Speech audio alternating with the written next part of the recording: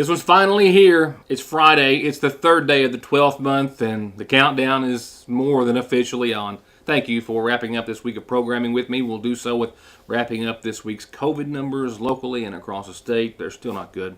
We'll talk about some other COVID information as well, but many other headlines to discuss tonight, including 2 indictments returned yesterday by Mcguffin County Grand Jury. One against a Mcguffin County man, a 64-year-old, now indicted on a charge of sexual abuse in the first degree with a victim under the age of 12, and also the former superintendent of the Sagersville Waterworks indicted after a years-long investigation into tens of thousands of dollars in theft and fraud, numerous counts, a 5-count indictment actually, and we'll go through that indictment, talk with Sagersville Mayor Pete Shepard about that, as he has been abreast of some, at least, of the investigation over the past few years. A lot more to come as well. Sports tonight, big night for the boys last night on the road. Big night, we hope, for Central tonight. But I want to draw your attention first to the Sagersville Independent. Out yesterday. My apologies for not being here yesterday, but, checkups and things of that nature annually take a little longer each year, and I just didn't get back in time. But I hope you enjoyed the 2016 Christmas parade. I thought that might help put you in the spirit or a little more cheer for tomorrow night. It's going to be a wonderful parade in Sagersville. More on that in a little bit. But front and center, the Sagersville Independent today actually makes the 30th. It marks the 30th anniversary of the tragic accident that claimed the life of former Kentucky Governor, Judge Burt T. Combs, crossing the roadway named for him and drowning after attempting to cross high water. It's something, along with the many other things, that his wife never forgot, and she had recently penned a book, Burt Combs, The Fernhill Years, which just came out last month. She tells us, fulfilling a promise that she made to the governor many years ago. It focuses on a lot of their time together and a lot of things that he accomplished in his life. The Eastern Kentuckian, of course, who did, we know, come from humble beginnings. Governor, Supreme Court judge, a successful attorney as well. And it wasn't just the relationship with Sarah, but it was their Fernhill farm that re-energized them and kind of was a big part of this book. And there's a lot of other interesting things. I have not gotten all the way through it yet. Just picked it up last night. Heather has interviewed Sarah Combs, and I hope to very soon. But it's a really great read. And we hope that you'll pick up, if you haven't already, in addition to the Sagersville Independent. If you do, go through the whole thing, but there's a little interesting something for you, regardless of your age. Christmas shopping in 1964. We all know what Etch-a-Sketches are. Well, in this time in 64, they were just $2.17. A lot of other cool things on the back page. And sports, always a must-read from our sports writer and contributor, Steve Lemaster. I'll get to my sports in a few moments. But first, your weather forecast. I can tell you for the weekend, certainly the first half, perfect for the parade and events, and I'll stop there for now. I'll go on, though, to our first reports this evening. 2 shootings, one being investigated by, one involving the state police. All I know is that in McDowell and Floyd County, there was a shooting that happened yesterday morning right around 11 o'clock that involved a trooper. We know that the suspect was shot and was pronounced dead at the scene by the Floyd County Coroner's Office. We have no other information at this hour in regards to that officer-related shooting, but it is, of course, under investigation. As is a fatal shooting in eastern Kentucky. It actually happened in Bell County, where 2 911 dispatchers were in the dispatch center and handing a gun from one to another, and it discharged, and it killed 23-year-old dispatcher Kyle Garrett. He was pronounced dead at an area hospital. We know that, of course, it is under investigation. The sheriff's office is saying publicly that the protocols to which there are no firearms allowed by non-officers, non-sworn police officers in 911, apparently were not being followed. But it was a tragic accident that claimed the life of a young dispatcher at the age of 23. It is still under investigation, as I said.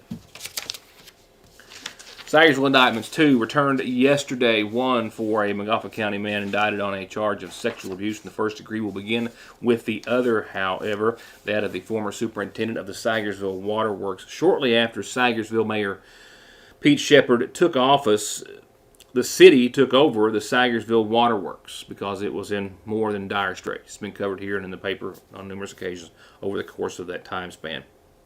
As a result, the city brought in an outside company out of Pikeville to take over and run the Sagersville Waterworks to try to get it back into the black, which would be no short doing.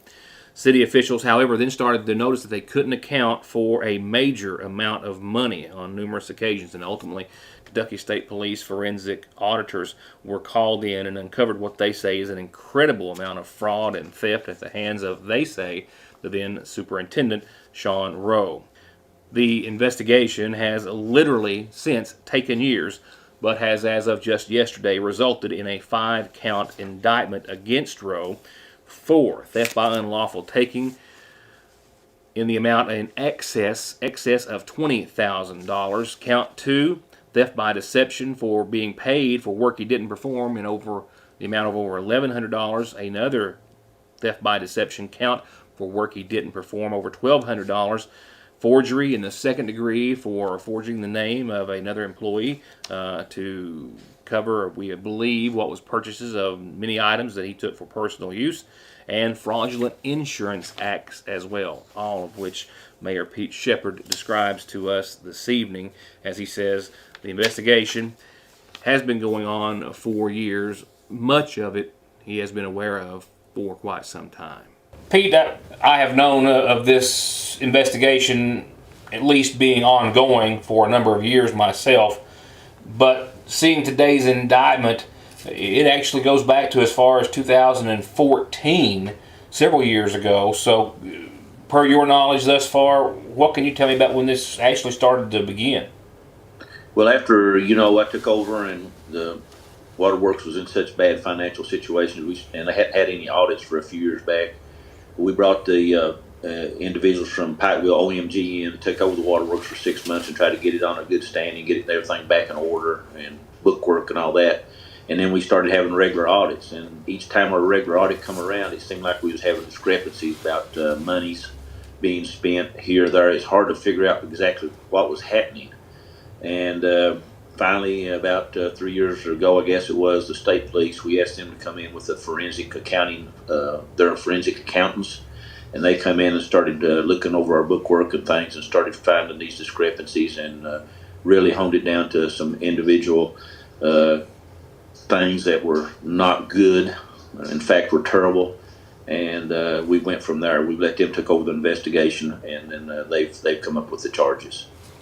Well, I want to get to the actual list of charges and some of those particulars in a second, but were these things still going on during their investigation? To my knowledge, yes. Up until then, they notified us exactly what was happening, and we notified the individual, and well, we let him go. So let's begin with the, we got 5 counts, all of them very serious, and the first one is not real descriptive, but saying theft by unlawful taking in excess of $20,000. What are some of the things that added up to over $20,000? There was numerous things, especially credit card things. A generator was purchased and taken to the individual's home, and it just added up a lot of things. Diapers, I think, was one of the individual things they found. Household items, and it just accumulated.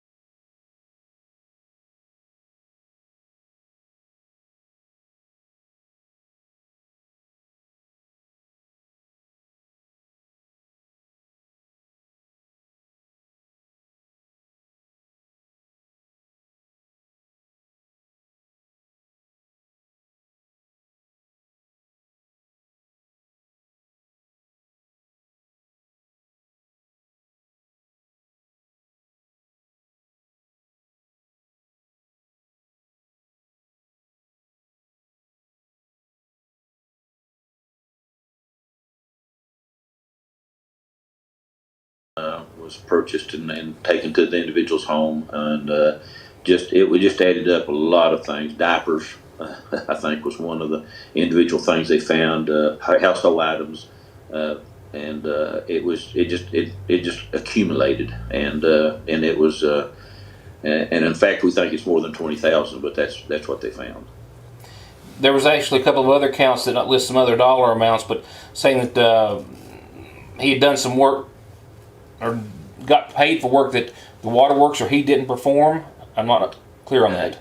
What happened is that he would hook up, or the Waterworks would hook up somebody, and from my knowledge, what I've been told, and they would pay him individually he had his own company, and they would pay him individually for the work done when in all fact the Waterworks done or somebody else done it, and they double paid. So it's like I say, the indictments came out. We haven't been given all the specifics on the indictments from the state police, but it was like he would charge $1,100 for a hookup for, let's say, the library, and he got the money, and then the Waterworks hooked him up, and just there's some other individuals that he was paid. He was paid kind of under the table. Wasn't on the table. He had his own receipt for a company and got the money for Waterworks work. I'm assuming unbeknownst to these entities that was paying him. No, they didn't know it. They've been checked out. They thought it was all on the up and up, that they were paying him to do work outside his Waterworks role, and they were all on the up and up. As far as I know now, I don't think they found any that knew it and then give him a kickback to get less money or get the work done for less. What does the forgery charge relate to? I understand it was forging at someone else's signature who was employed at the Waterworks. Yes, on some invoices, I guess, to get some material or something for him. And then he forged their signature on it too, and he received the whatever items were. But I don't have, and like I say, the state police hasn't given us all the specific information of what they were on. But yes, it was forging I think it was one of the individuals in the office, forging her signature on some invoices for materials that he used for his own personal use. The last one mentions insurance fraud and AFLAC. Yeah, I think that was he was either disabled or disabled, and he had a disability. He was off for a few months, and he came back to work and didn't report to AFLAC that he was back to work, and he was also getting that check plus getting a check from the Sarasville Waterworks, and that was an insurance. I think the part of the insurance fraud that was mentioned. How much of a setback has this been? You know, like you say, you guys worked really hard to turn the Waterworks around over the last several years. How big of a setback has this been after all that work? Well, I don't know. We've done really well with the Waterworks. I mean, we're doing so good. We've got money in the bank a little bit. We were able to borrow money to be able to buy the tank and all, get the tank here in Sayersville done. But I think the worst thing was just disappointment in the individual. I mean, I trusted him. I think we all trusted him, and it's devastating to have your faith in somebody and think they're doing a great job for you, and then find out that they didn't live up to their part of the bargain when they're working for the Sayersville Waterworks. It's really devastating for me. I mean, he's a good guy. I liked him, and done anything in the world we needed done. But it's just hard to know that an individual would do this, and when all the things and the individual things, I know some other things that they checked on and they had done, and it was, I mean, I don't know. It's hard for me to comprehend that somebody would think they could get away with it as long as he did, and he didn't. And we finally caught up with it, and it does, and that will happen if you have your regular audits and you have individuals that check on the finances and keep going and have a commission that's really working hard to make sure the Waterworks is doing good. You'll eventually get caught. A few other things to note. Floyd County Commonwealth's attorney Brent Turner was actually the one who presented the case to the Mcguffin County grand jury. Rowe worked for the Sayersville Waterworks for a total of 23 years. I believe it was just 4 years shy of retirement, and was the superintendent of the facility from 2012 until his resignation in 2019. That resignation coming after the investigation started to pick up steam. We're still waiting details more details on what these amounts of money, more than $20,000, entails. Mayor Shepard says that he was also told at one point of the investigation that more than $3,200 of that $20,000 was for performance car parts for a personal sports car that Rowe owned, and purchased those parts with Sagersville Waterworks money. After Kentucky State Police presented the case before the current Mcguffin County grand jury, they returned the indictment in the name of Eddie Patrick, 64 years of age, of Sagersville, an address listed as Mash Fork Road. A single count of sexual abuse in the first degree, the victim, as I said, under the age of 12, which is a Class C felony. The indictment only stating that on or around April the 1st of 2020 to on or around the 9th day of May the following month of the same year, Patrick allegedly committed the offense of sexual abuse in the first degree with the victim during that time frame. No arrest from either of the two indictments that I'm reporting on tonight has taken place as of airtime that I am aware of. We'll talk Mcguffin County COVID numbers in just a moment. It's where shopping local and saving on the best gifts ever sounds as good as some of the great presents you're going to find in Fraser's Prater Drug Store and the Radio Shack. They've got killer karaoke systems, the best way to break out that vinyl, premier sounds from Pyle, like waterproof speaker systems, guitar amps, surround sounds. They've got guitars and strings and things. Guns and knives, the lowest price in Sagersville on all Case Double X knives. These and hundreds in store now. And until they're gone, this incredible selection of Smith & Wesson 38 Special Bodyguards, not $533 like they are everywhere else, but $449. That's till they're gone, and this right here is all they have. With other big Christmas markdowns on great guns in the store. But you better hurry. Santa's coming. That's Fraser's Prater Drug Store, next to the seasonal shop in downtown Sagersville. At Sagersville National Bank, they know your house is much more than your home. It's an investment, and for many of us, the biggest we'll ever make. And whether it's for needed repairs and maintenance, or a new addition or renovation to give you some more room and more equity, let Sagersville National Bank deal with all the financial work and worry. Real and real competitive, hometown, homegrown, home improvement loans at Sagersville National. It's all right. We know. There's going to be a lot of boxes open between now and Christmas. It's all right because we know what one of your favorites is going to be. Sure, it's here year-round, but for some reason, pot pies seem to taste a little bit better this time of year. Get one now at your Sagersville Lee's Famous Recipe. Parkway Pharmacy, as always, promises the quickest service with the very best care and prices, and to always have someone there to talk to when you have a question. With 3 pharmacists, curbside, drive-through, and call-ahead service. Parkway Pharmacy in Sagersville, 349-4400. Where you can always talk to a pharmacist when you need one. From Darren and Joyce Hensley at Head Over Heels in Paintsville, they wish you a wonderful and Merry Christmas. And if you want to look your best for the holidays, they've got over 37 years of picture-perfect cuts, colors, perms, and straighteners. And some great gift ideas with Christmas specials and products. Walk in or call for an appointment. Tuesday through Friday, 10 in the morning, till they're done. Head Over Heels at the bottom of the Starfire Hill in Paintsville. SSI and disability cases are harder to win these days. You need all the help you can get. If the government has turned you down, I will not. Many factors are considered when a claim is being processed, like your age, education, physical, and mental disabling conditions. When it comes time to winning your disability case, you should not face a federal judge alone. You need an attorney who is experienced, determined, hardworking, knowledgeable, and dedicated to helping you win benefits that you deserve. If you need help with your SSI or disability case, call me, Donald Wayne McFarland, and let me go to work for you. Mcguffin County's COVID numbers this week have been consistent. They've been high, and they've been consistent.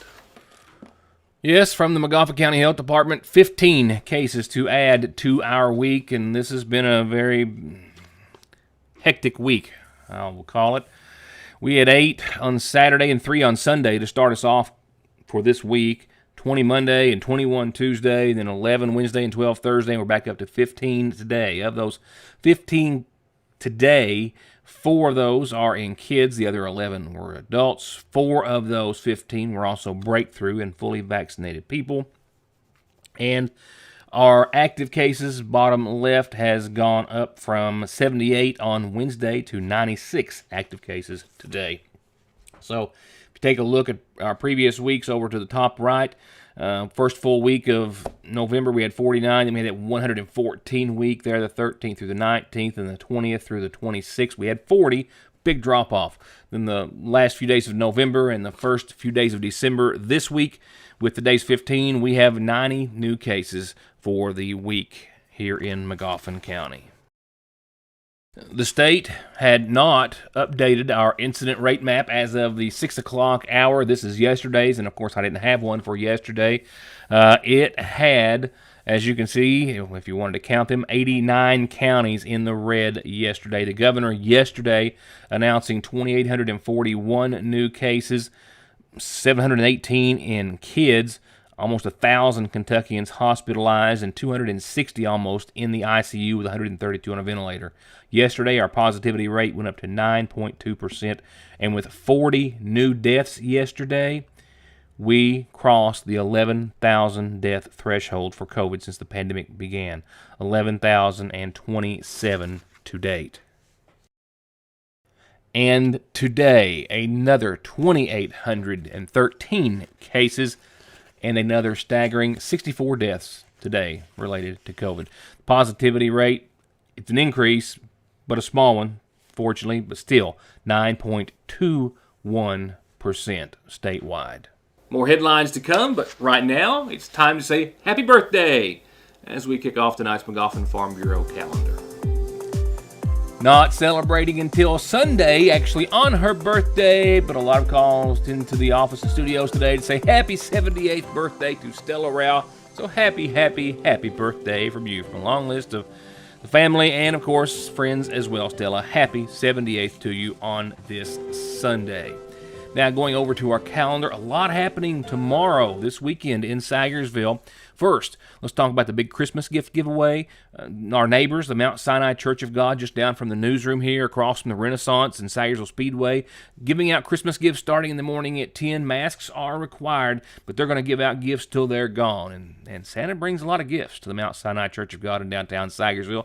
That's tomorrow morning at 10. While you're in Sagersville tomorrow for any of the events going on, bring a new unwrapped gift and drop it off anywhere. Sagersville City Hall, the Fire Department, the Mcguffin County Rescue Squad, the Mcguffin County Health Department. The Every Child Smiles on Christmas Toy Drive brought to you by the City of Sagersville is currently ongoing through now through the 14th. Bring those gifts, put them in the bins there, and they will have some very wonderful elves wrap them and make sure that some wonderful families get them for Christmas because Santa can't give out gifts after the parade tomorrow night because of COVID. I know. Remember also, while you're out, anytime between now and Christmas, Candy Cane Lane is bright at night, 6 to 10 nightly. And kids, write those letters to Santa, bring them, stick them in the mailbox. You can't miss it. And he'll write you back if you leave him an address. And, of course, the parade starts at 6 o'clock after the tree lighting at 5:30. And at the end of the show, I got some times for you when to be in the parade, where you can go, where you can't go, and some important facts. I'll close out with that when I get to the very end of the program, so stay tuned for that. For now, when you have a calendar announcement, birthdays and anniversaries, send them to me. I'll tell everyone about them. I'm glad to do it. From there, we go on to nightly obituaries presentation on behalf of our friends at the Mcguffin County Funeral Home. As I understand, 66-year-old Ramona Bailey of Sagersville passed away today at the Sagersville Nursing and Rehabilitation Center. Arrangements said to be incomplete at this time, but to be announced soon by the Mcguffin County Funeral Home. I'm also told by the Mcguffin County Funeral Home that arrangements are pending at this hour as well for 73-year-old Irene Allen Bailey, who passed away today as well at the Greg and Noreen Wells Hospice Center in Hazard, the wife of the late Elwood Bailey. Again, services to be announced.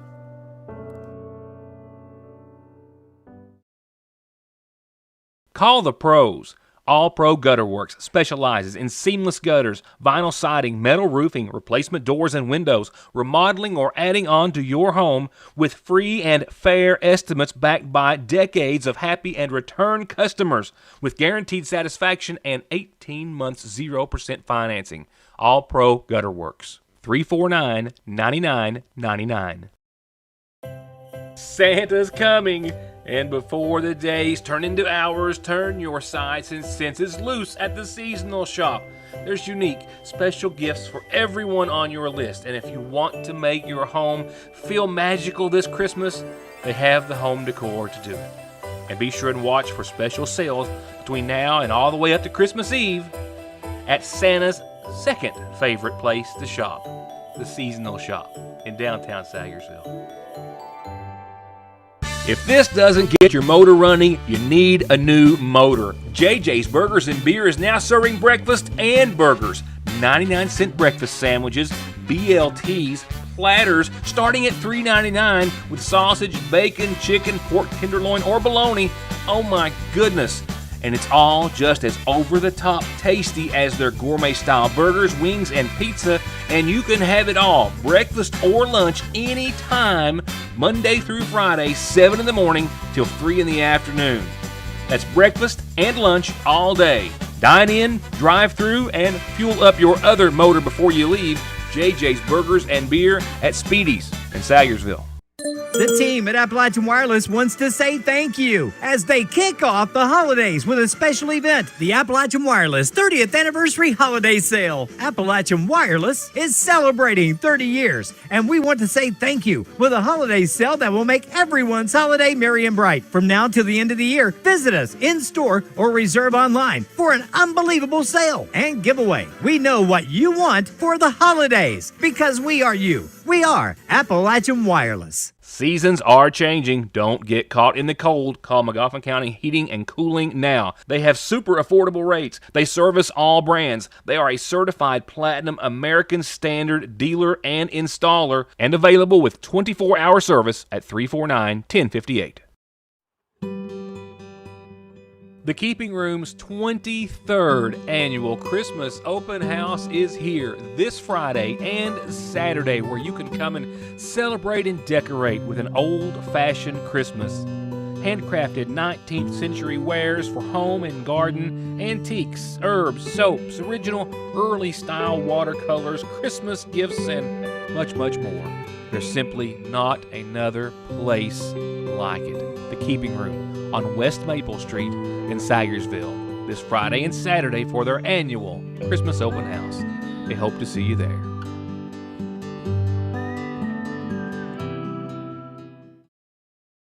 A few things happening. Football still going on for some teams, and for Pikeville, well, earlier today they won their Class 1A state title by 3 points, 30-27.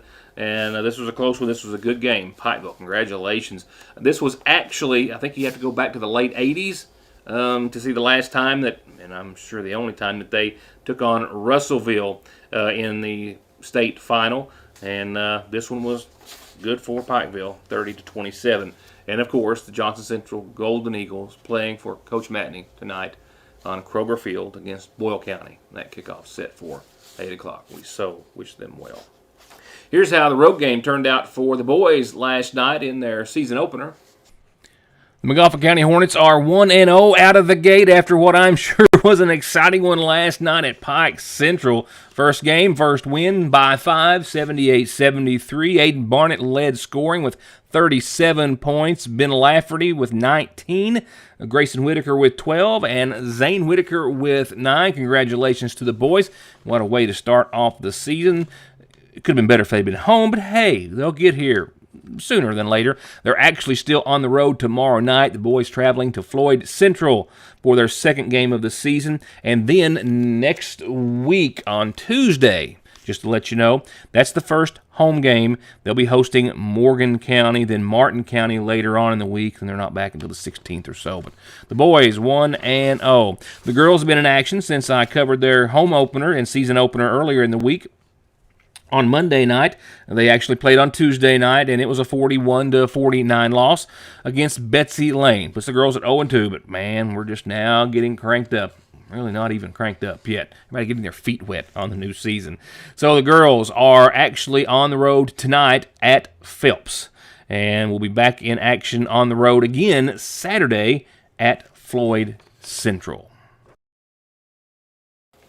Now, before I leave you with the forecast for the evening, for the weekend, and the week ahead, I don't even want to think about that. Let's talk about the parade tomorrow night. A lot happening in downtown Sagersville. It's been so wonderful to see everyone. It was a beautiful day to do it as well, but a lot of decorating, a lot of happenings in downtown Sagersville getting ready for the big day tomorrow. Here's what I need to pass along to you. If you're going to be in the parade, you need to be in town by 5 o'clock in the Logan Corporation area, as they will put the parade in line starting essentially from red light number 1 there at the Catholic Church all the way down to the Logan entrance there. So they're going to put everyone in line in the road and have them ready to go at 6 o'clock. That also means that they will be shutting down Parkway Drive from traffic light number 1 at the Catholic Church there all the way down to Logan at the same time. So you will not be able to enter Sagersville after 5 o'clock from that direction. Now you can come on around or come from Route 7 and 460 and Route 40 and go as far as the IGA area and find a place to watch. Downtown, of course, is going to be a lot of fun. We hope to see you in any of those locations. But regardless of whether you're going to be in the parade or whether you're going to be watching the parade, getting there by 5 is probably a good thing to do. The tree lighting starts at 5:30, and of course the parade will start at 6. With that said, the weather really, I mean, unless it was snowing, which would make it super festive, it really couldn't cooperate anymore. And I hope you've enjoyed these last few days, and I hope you enjoy this weekend, because the outlook for next week is nothing like what we have seen.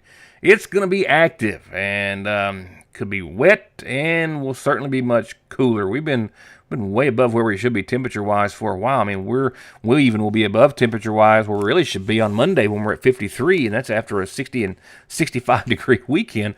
I'll get to next week, though, in a second. For tonight, 44 degrees for your low. Pretty mild, pretty nice, calm wind.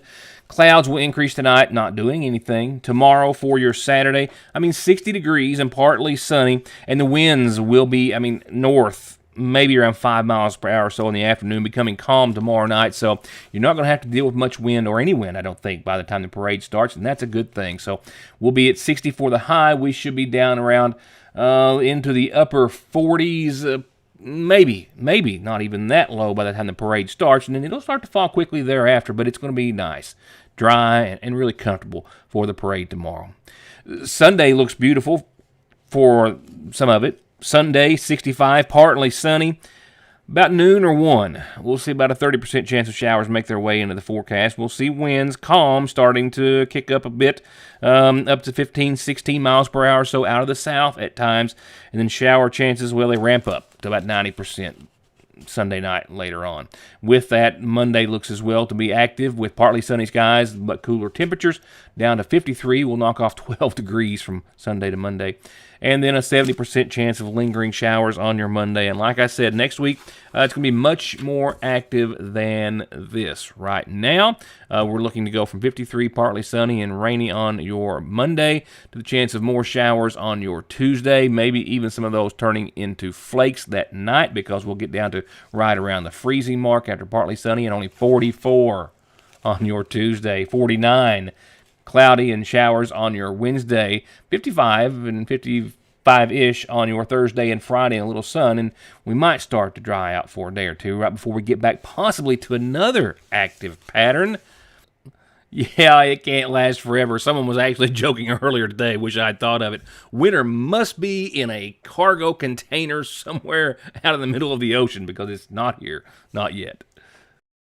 And that's it. Good Friday. Looking forward to seeing everyone out for the Christmas parade tomorrow evening. And if not, of course, you'll see it here in its entirety everywhere I can show it and stream it next week. And I'm guessing at least 1 or 2 more times throughout the holidays. Thank you all for watching. Good evening and good weekend.